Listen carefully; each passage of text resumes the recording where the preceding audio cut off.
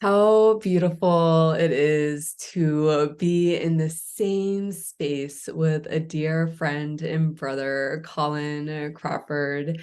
I met Colin over when I was living in California, and he is here on the Forward Movement podcast to speak into the space, share any nuggets of wisdom that are currently on his heart, and to elevate the consciousness that is vibrating with vitality throughout the collective race.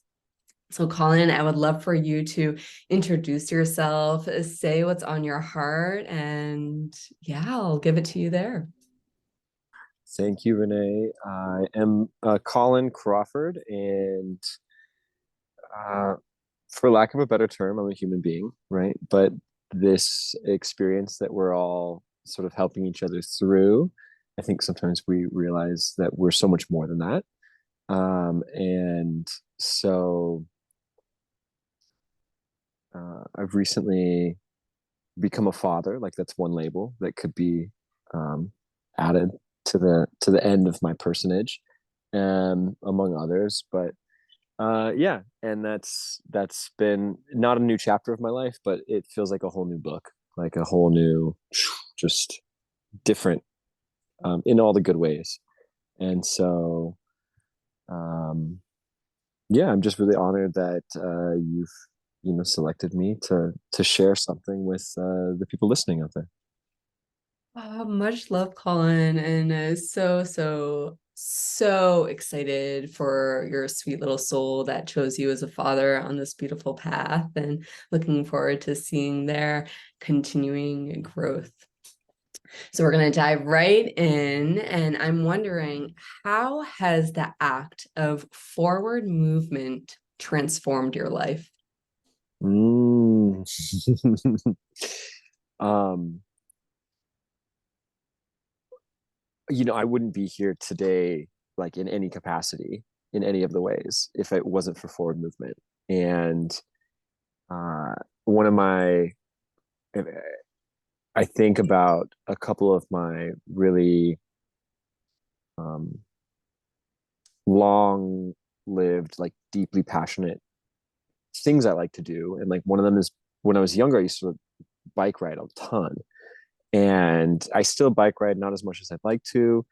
But even for a couple years, like I had sold my car and was just bike commuting everywhere, and like realizing how much that changed my life. But just the process of being on a bike with that inertia pushing you forward, you have the best epiphanies, at least for me. Um, it's really a powerful just practice to get on the bike and move, and whatever is going on in my life, it doesn't really matter. Like I think one of my most treasured experiences on a bike is like getting stuck in a freak rainstorm in San Francisco, and like to the point where like you get so wet and cold that you're warm, and it's just like the best feeling, and you're like, wow, wow, wow, like this is living, like this is so fun. And the other hobby, or kind of like deeply passionate thing, is rock climbing, and like moving up, is not exactly forward, but in the perspective of climbing, that is forward. And I was blessed to go climbing yesterday, with some good friends outdoors, and so we were having fun, and if you're familiar with climbing culture, like there's this typical thing of like spewing beta, and kind of as a flippant way of spilling beta to people, I'll sometimes say like, just move up, like just keep going up, like that's the right direction. And it's like this totally like not helpful thing to say, but also very much true, because that is like, as long as you're headed towards the top, like you're doing the right thing.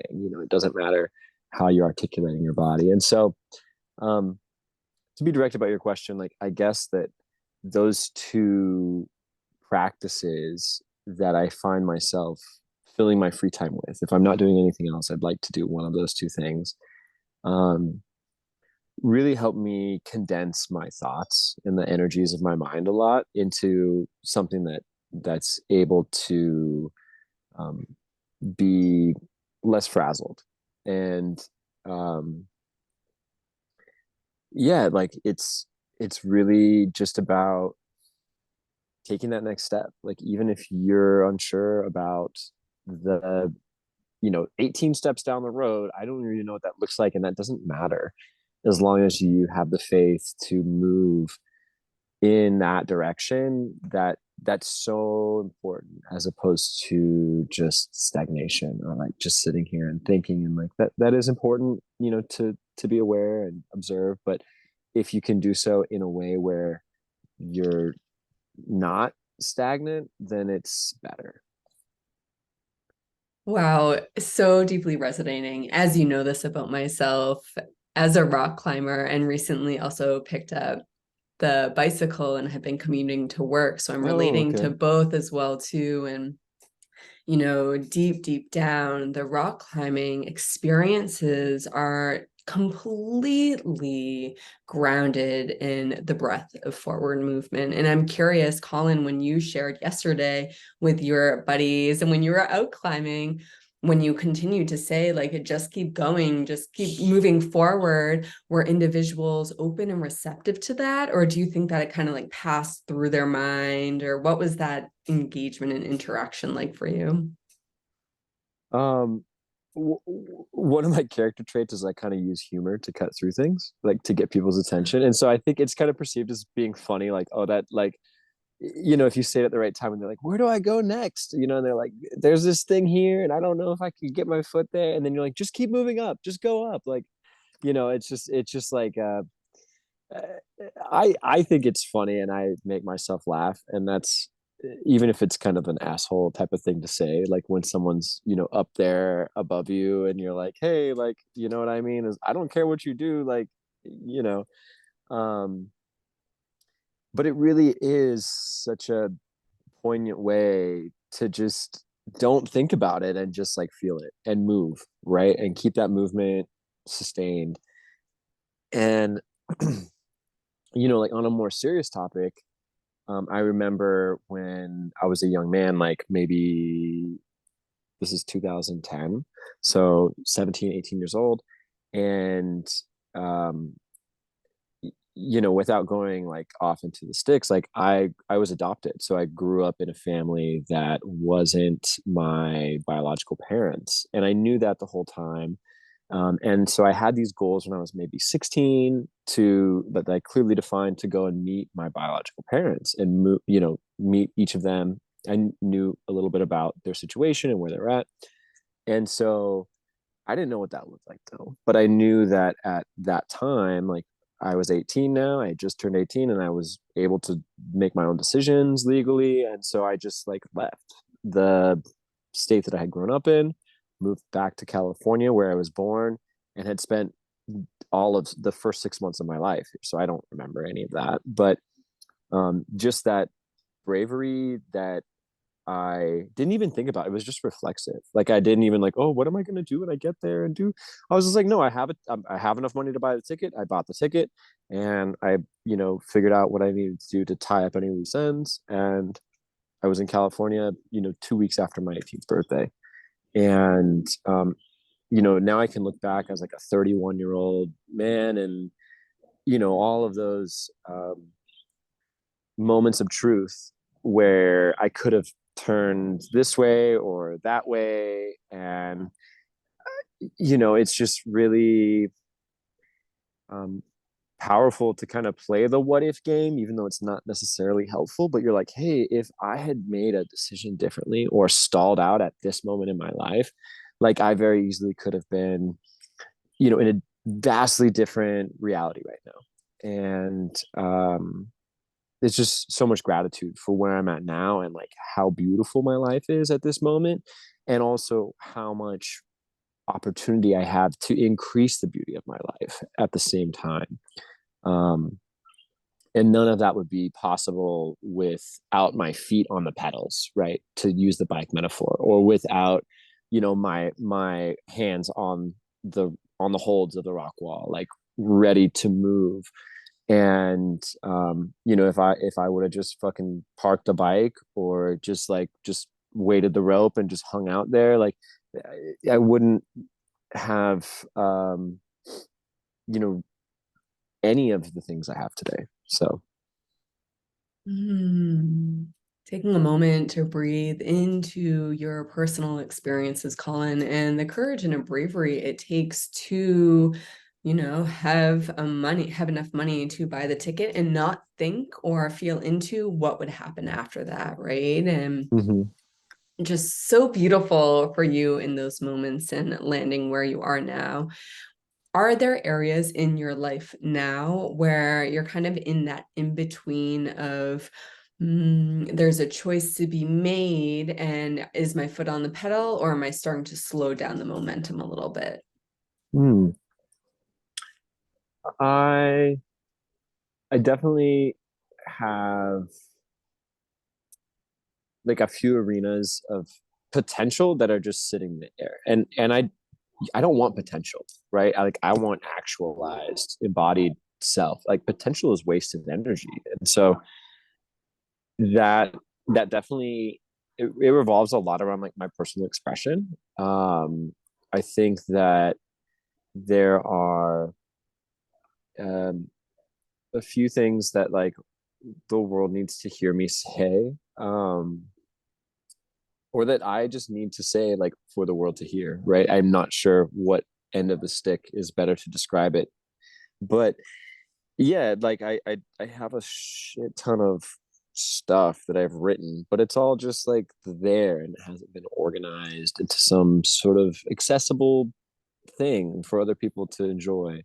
And so that's definitely um been a few years coming where I haven't um yeah, I haven't hit the gas pedal on that as hard as I could, and I should. And I'm like right here and the car's in drive and I just need to like and so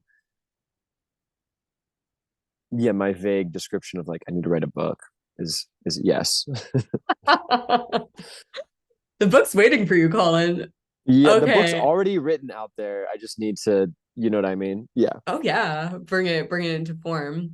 Yes. So after hearing what you're saying, I'm curious, do you feel that you're making yourself wrong in some way or another for having this potential and not acting on it yet? Do I feel like I'm making myself wrong? Um, I don't think I'm making myself wrong, but if anything, like the dragging of the feet, because sometimes you need to. Like if I would have wrote this book like I wanted to 10 years ago, a lot of the good shit wouldn't be in it, and there's a lot of life that I've lived. And um, the last decade, right, is pretty impactful. And then now I have, like I said in the beginning, like as a father, almost it's not a new chapter or a new section, it's a whole new book.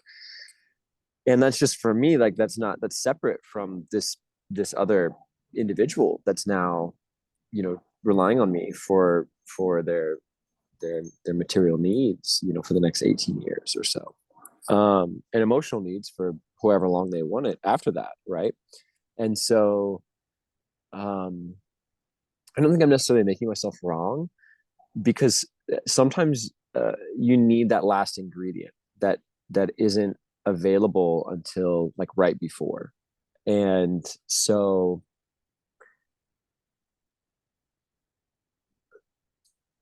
no, yeah, it's and time is such a weird thing. Like I feel like at different times in my life, I've been able to lean on this idea that time obviously moves in different directions than we experience it, but almost like time is like a ripple backwards. And so something happened way like in the future that I'm sort of feeling, and that's okay, right? It's just like okay, like just keep moving, and as long as you feel good. And so I don't think I'm wrong for waiting, but I do think that uh, y- you I do think that I have been moving forward, but just the pace could be a little bit better, right? Could be like a little bit less of a crawl. in regards to that specifically. I love this reflection and your openness and vulnerability to leaning into the question I asked you, Colin. And also, I have witnessed many individuals in the sphere of living. And also, I'm curious if individuals tuning into this conversation resonate with this at all, of how you openly reflected and contemplated how no, you are not making yourself wrong, and also the speed in which you are moving could be altered by your own actions, where there are so many people in the world who are making themselves wrong, and may they feel empowered to let go of the expectation of what would happen if I, and then replace that with an open Mm. curiosity of, we are moving forward in life, and as you mentioned, time is this like ooey gooey sensation of what is it the human can't even understand or perceive. So yeah, so beautiful. Colin, I would love for you to share with myself and all beings who are tuning in and co-creating this conversation with us, what is the essence, what is the feeling and sensation of your book? What is the message that you are desiring to Mm. share with the world right now in this moment, connected with the lifetimes of experiences you have had? That's a really great question, and I'm so glad that I've been thinking about it so much lately, because it's really about recognizing unity, and this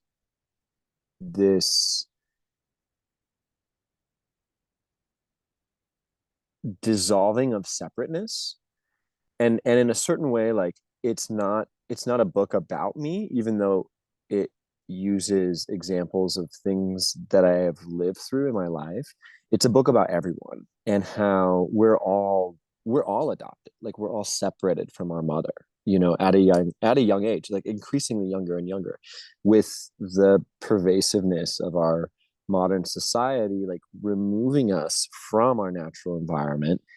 And we all have, in this separateness, an opportunity to come back and to reconnect to our native mother, like our real mother, like to come back to creator, to earth, and live in unity with the beings that we're here, at the same time with. And just to recognize that and help that breathe. um because it's um so easy to just let the noise dictate your everything, and you never really know who you are when you do that. And so yeah, like living through the noise, finding that we're all connected, like this is all of us. I'm not really separate from the people listening right now. And same with Renee. The questions that you're bringing me are my questions, right? They're not your questions. And the answers I'm giving you are your answers. They're not my answers. And so in that recognition of that, it can really liberate a lot of the ego traps that we get hung up on. And there's a lot of international news on separateness right now, like all of it, all across the world. There's all these different people that have decided that their lives are more important to commit to separateness. And we see that, and it's an old story. So I think there's an even older story beneath that story that needs to be retold, that we're all together, like every single one of us, and we all have something to contribute, and we all can feel at home when we come back to our native mother, right? Chicka, chicka, chicka, choo. Ah, I feel so good. Colin, okay, as you're expressing this, all I can feel beyond, of course, the words that are moving through you and being brought into the manifested form through spoken word, is that today we are recording on Friday the 13th, and from what I've been reading about is this is a divine feminine Mother Day, bringing up that goddess Mm. warrior energy, and how potently, beautifully breathtaking this is for our conversation to be an open channel vessel for Mm. that which is desiring to move through, ripple, and impact the future timeline of reality and of this planet. So thank you, thank you, thank you for speaking into and bringing your own life experiences and realizations in this human form out into the public. Mhm. It's really powerful. Thank you for being a part of it. Teamwork makes the dream work. Boom, boom. So, with this being said, when we're feeling into the forward movement of the future, I know something that you have shared with me is how you most enjoy spending your time is nurturing the sprouted seeds of a world that will be. I would Mm. love for you to riff into this and share whatever is pulsing through you in relation to this. Yeah, that was from the questionnaire that we filled out, or that I filled out before. And that was just the most succinct way that I could wrap up all the eclectic little things that I like to do. Um, and there's this like Chinese proverb that the best time to plant a tree is 20 years ago. And then the second best time to plant a tree is today. And I think that that can be really powerful when you keep it within the confines of the visual of like a tree, but it's also true about things that aren't trees. And so if you look at the patterns and the systems that we are surrounded by, whether you recognize the entirety of it or not, like everything around you is a piece of a pattern. And so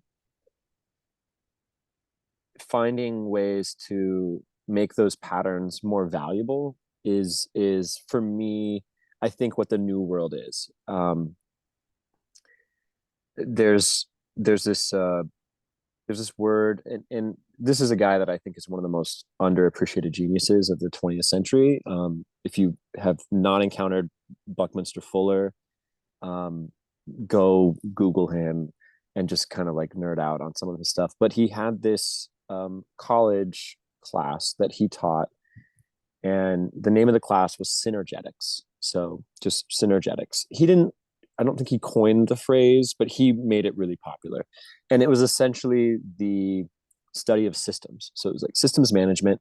And essentially, what made good synergy was if the pieces of a system were able to be, as part of the system, more valuable than their individual sums. You know, so it's like, oh, a good system would be like, oh, I have like 5 pieces that are each worth 2, and the system is worth 12, even though like there's only 10, right? Just to, if you followed that. But a bad system would be anything that is arranged in a way where the net value of the pieces of the system are worth less. And I think that we find, if you're able to expand your awareness to this, a lot of the uh, ways that we arrange our governing bodies and like the power structures in our society are bad systems. Like they're synergetically poor. All of the pieces that compromise them are worth a hell of a lot more than the final output that the whole system is appraised as. And so this to me is the new world, is taking a step back and looking at not just, hey, this is my piece that I'm contributing, but how does my piece fit with the web of everything that I can see, that I can feel, that I can think about, and relating my contribution in a way, whether it's changing the placement or changing the shape of it, or just straight up removing it and seeing the system, you know, collapse under its own weight. And so this idea of synergetics really elegantly puts a lot of different things into a framework that we can talk about. And Buckminster Fuller didn't restrict it just to things like political structure, but even architecture and engineering. So he really is, if you've ever seen like a geodesic dome, like the Epcot Center in Florida. Again, he didn't really invent that. He gets attributed with inventing it, but he really made it popular.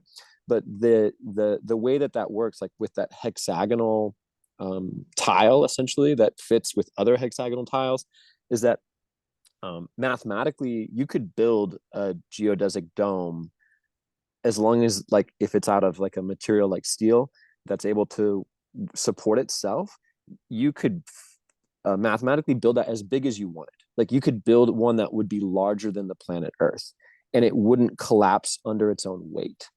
But if you compare that to like a traditional building method that you might find on a skyscraper in Manhattan, for example, where it's just like steel girders that are like gridded together, and like eventually, if you stack those high and you keep building them higher and higher and higher and higher and higher and higher, eventually, like the one at the very bottom wouldn't be able to support the weight of all the ones on top of it, and so it would crumble, and you get like a Tower of Babel situation, right? If you're up on your biblical stories.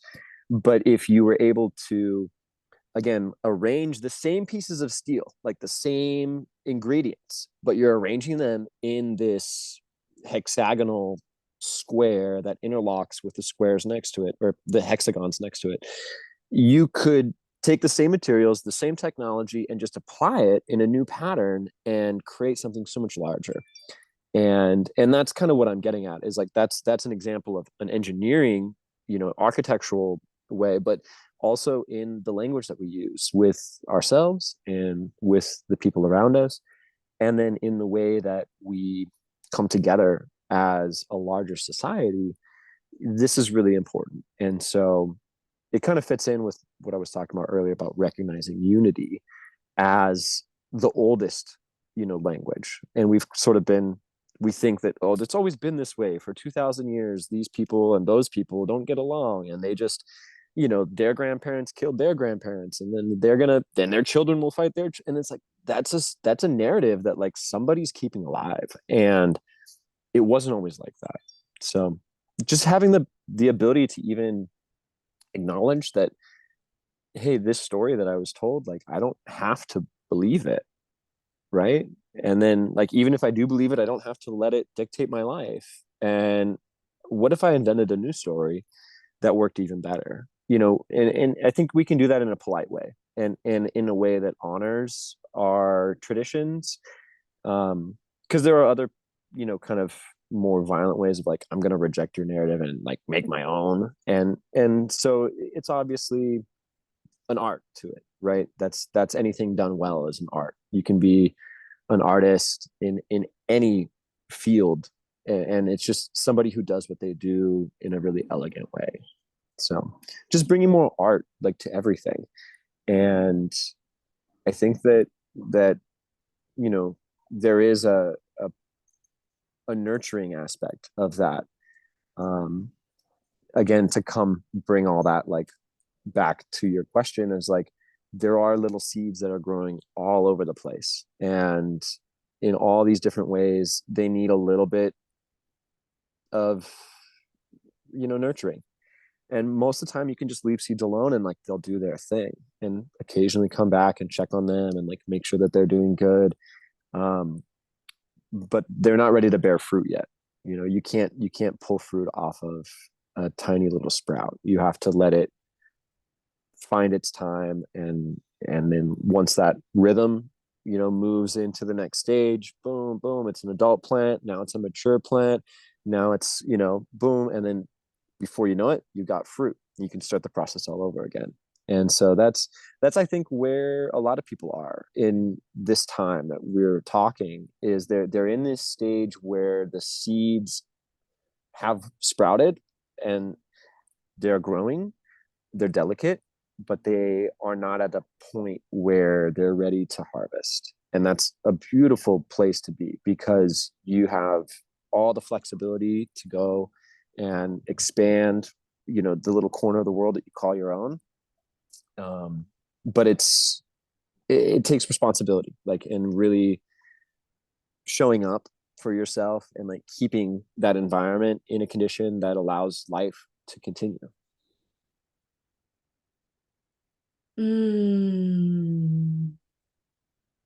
My body went through a dance of like shivers and then tingles and then peace and then shivers again. And there's so much said that was so deeply resonating. And also where you left off of how there are seedlings and how you feel the majority of us right now are in that stage. From my personal experience, I've noticed that in the seedling stage, or when I plant the seed, I feel that there needs to be this massive momentum in trying to create or trying to have the fruits bloom and blossom immediately, right? And it does feel that there is this possibly comparison of seeing the other already harvesting their fruit, Mm, but I forget that they didn't plant their seed yesterday. Their seed mm, was planted years and years ago.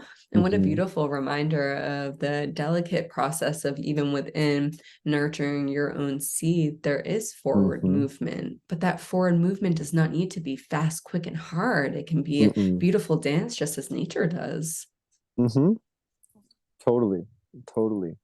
And forward movement, I mean, might look like, getting your compost bin right. Like just like, hey, I'm gathering all the shit and I'm putting it in a pile. And like I'm gonna let it sit there for 6 months. And that is forward movement. Because then when springtime comes, now you've got like this beautiful soil that if you hadn't have done that, now you'd be starting in a place where the soil's more devoid of nutrients, it's not as favorable, the plant's going to grow slower, or if at all. And so to stick with our little gardening metaphor, like sometimes forward movement doesn't really look like much. And it could be even like I'm pruning, I'm like straight up cutting stuff out of here that I know is not going to serve me in the future. And that's okay too. It's not bad to take in military tactical terms, they call it an advance to the rear, right? Where it's not a retreat, it's an advance to the rear, and then we're going to regroup, we're going to come back better. And yeah, that's okay. That's good. Oh yeah, it's so It's, beautiful. It's the human experience, is it not? Like this is why we are mm-hmm. here. And Colin, after being in this conversation, I'm curious, how do you prioritize in the life of being a father, of going to work, of balancing your own physical well-being and energetic well-being? How do you also honor and balance the importance of artistry and creation in your life? you know I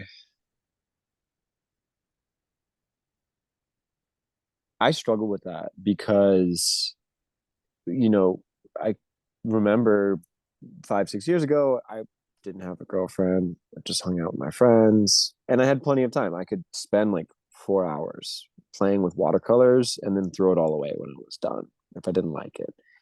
And today, I look at my timetable and I'm like, you know, and like if I could find 4 continuous hours of uninterrupted anything, you know, I probably wouldn't spend it playing with watercolors, right? Like I have so many other things that because of my obligations to my young family and I'm in a different position at work. Um, I think that I I struggle with prioritizing that expression and that artistry because it is so important to give yourself an outlet to get these things out of our body that might not be able to fit in a sentence or um, that we may be repressing in different ways. And so, again, I kind of try to do everything as elegantly as I can. And so I might try to bring artistry to different aspects of my job, which isn't a way I would normally think of art, but it's like, oh, if I am able to do this in a way that makes it look easier than it is, like that is a way of expressing artistry. But that's kind of a lame like middle ground. It's not a full expression because again, it's in the confines of this thing I'm getting paid to do. And so I definitely have been like playing with my sleep schedule a little bit and like considering waking up a little bit earlier and like getting that stuff done first, as hard as that is. um I've tried it a few times, and the days are always so rewarding when that happens. If you wake up 2 hours earlier than you really should, or than you normally would, and you give yourself, 45 minutes to just sit and write or draw without an expectation to produce something, you just sort of get it. Um, the rest of the day seems to go by much better. And I used to have the same experience with like early morning yoga. I remember there'd be like an early morning class that would be at like 6 a.m. And I'm like, fuck, that's early. Like, I'd so much rather sleep in. But I'd go to yoga and then, it's only an hour. It's like, it's not that much time, but the whole rest of the day opens up and you're just like, wow, I have so much opportunity. And then, you get a few things done. You're like, I normally wouldn't even be awake by now. And I've already got things done that would have taken me a week. And so I just try to stay flexible and, not let myself be dragged down, but also respect the time that I might need to rest, because sometimes you don't need to guilt yourself any extra in this world. Like, take a nap, you know, especially if your body's like demanding it. So sometimes take a nap, and don't be like beating yourself up about not being productive every minute of the day. But I think that I could do a better job about being disciplined with my artistry, as like paradoxical as that little sentence is that I just said. But being disciplined with your artistry is really important, like to just keep yourself able to express authentically, and kill that comparison thing that you talked about, where you notice the person next to you is harvesting their fruit, and you're like, oh, but my little saplings are not, they're not that strong. Like, and like, maybe flip that into like appreciation, like, oh wow, like I appreciate having a community of people who are all growing something, right? And um and then like that could be a great way to actually live your life, like move to a neighborhood that has a lot of people sharing food, and you're like, hey, look, I harvested all these things, like let me give some to my neighbors. And anyway, um I think that's really important, is to like not just create stuff and then like keep it in a closet like I do a lot of the times. I need to get out there and share it more.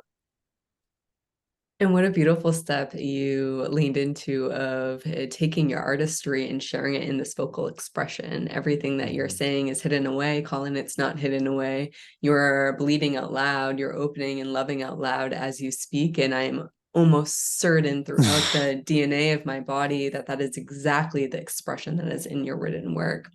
And I love, love, love, love, love, love, love, adore you bringing to the table and to the conversation the essence of sleep and rest, because that is artistry. That is creation.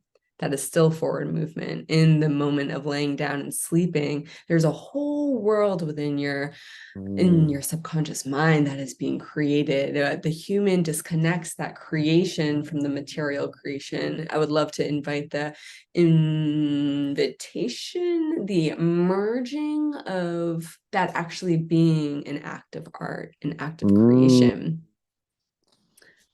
Mhm. It And really is also, though, oh yeah. because that's how we commune with the void, and everything is created twice, like first in the awareness and then second in the material. And so if you are not sleeping well, or aren't respecting the space that you move to when you sleep, then you're severing your umbilical cord with the creative source. Like now you're just, I don't know.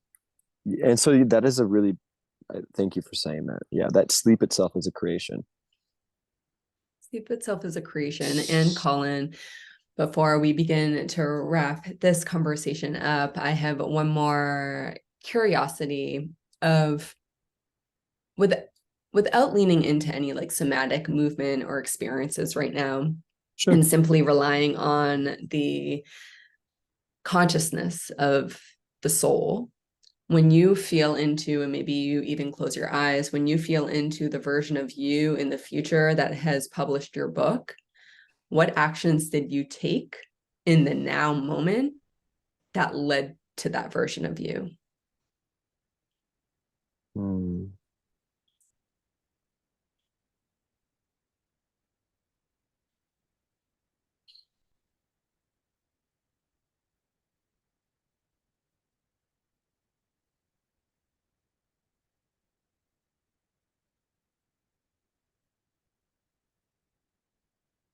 I think getting organized is so important. And then in the now, like to just sit and look at everything and make sure I'm moving in the right direction, even if it's just a small movement, making sure that it's going on the intended path. And I think you can't see that through the clutter, right? And so whether it's like a physical decluttering of my writing space, um, or a mental decluttering of all the things that sometimes get stuck up in there and rattle around. And that's the most important thing. Like as long as we're moving in the right direction, um, which forward movement, right? Not backward movement, because then you're going the wrong direction. And I think sometimes we can do that.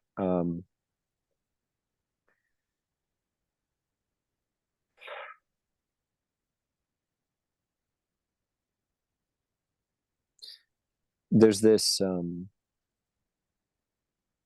visual. I'm always like a very visual person, but I remember saying this visual to one of my,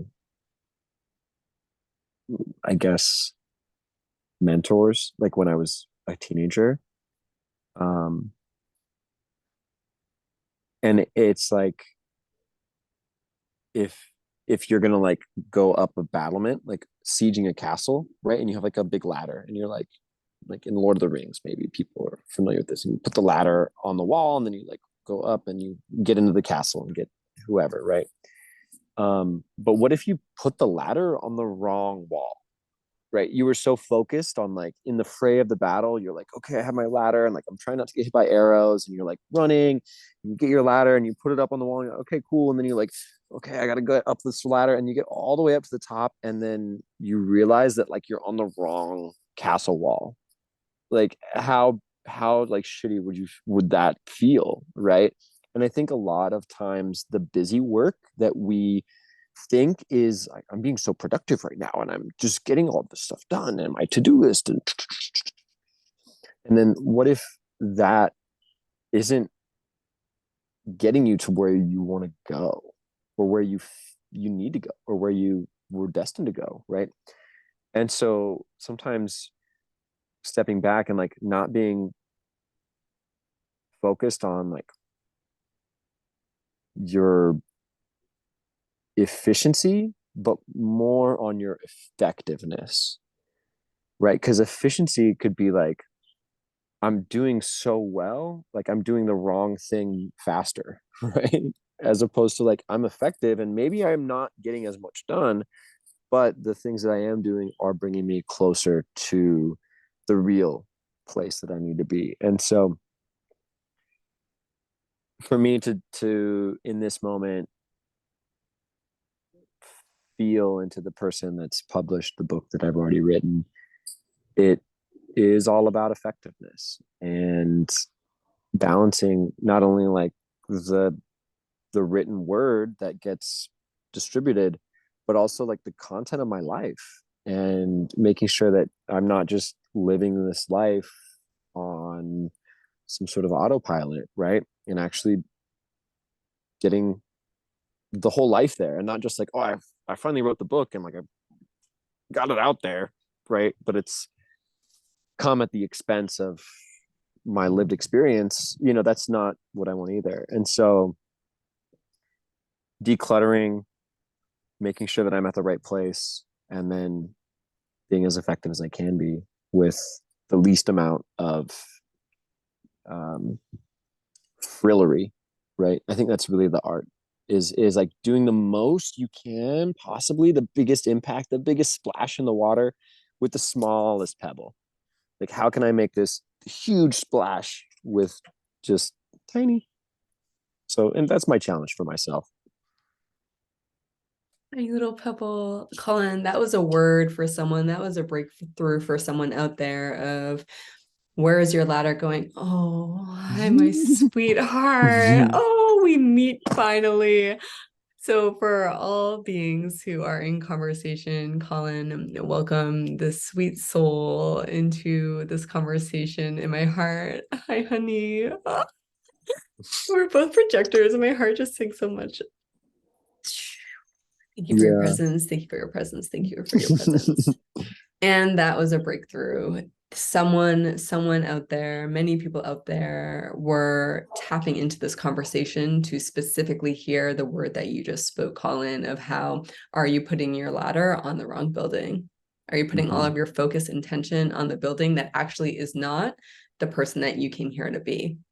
Mm-hmm. Because we can get caught up real fast in the dialogue and the story that the collective pushes out there. And what a humbling and sacred loving hug one receives when they are open to the wisdom of where is my ladder. So thank you for this, Colin. We're gonna tune in with one last question, and then leave this beautiful space of our conversation. So you mentioned what you are leaving this space with, right? Is that organization and that intentionality and the small pebble, big impact in your life. And so beautiful.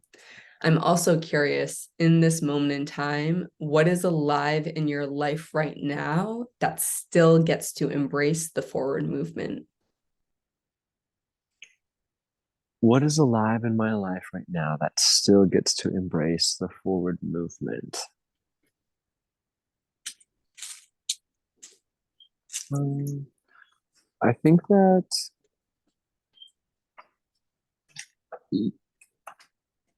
in my relationship with my partner, we've been able to move in all the directions, right? And we are moving forward together. Um, and it's also become like a deeper expression for each of us, as we've respected the container that we share. Um, and that's been really surprising.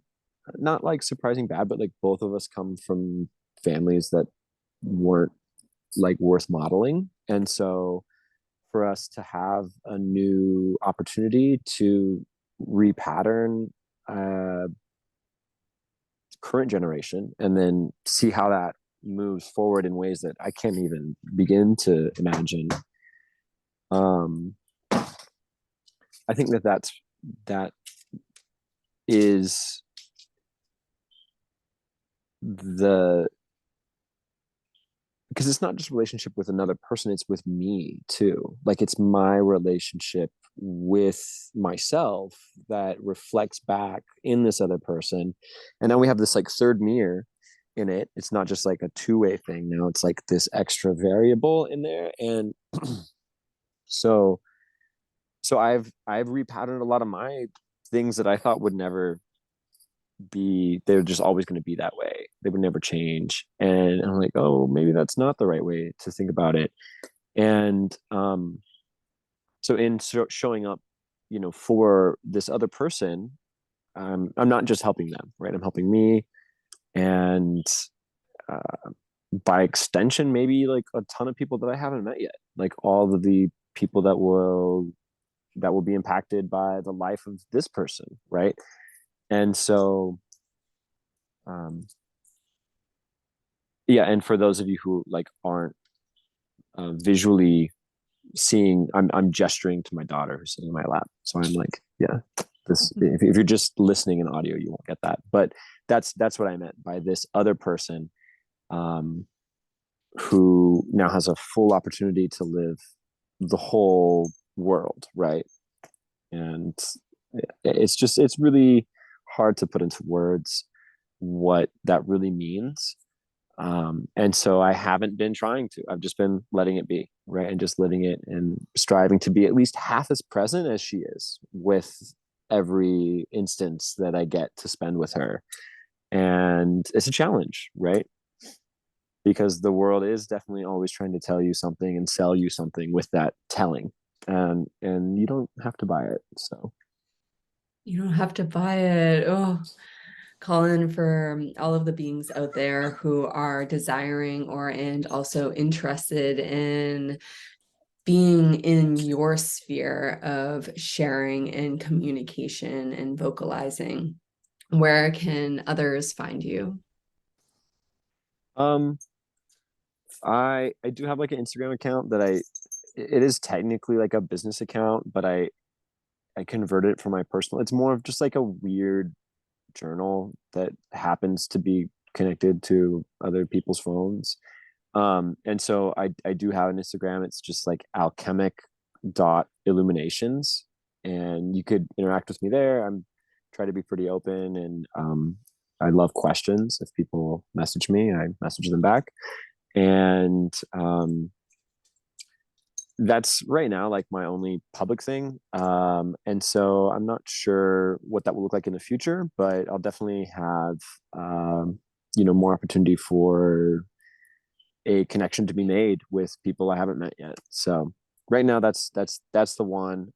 If you don't have that platform or you don't want to support them, I totally get that because I don't want to support them either. But here we are.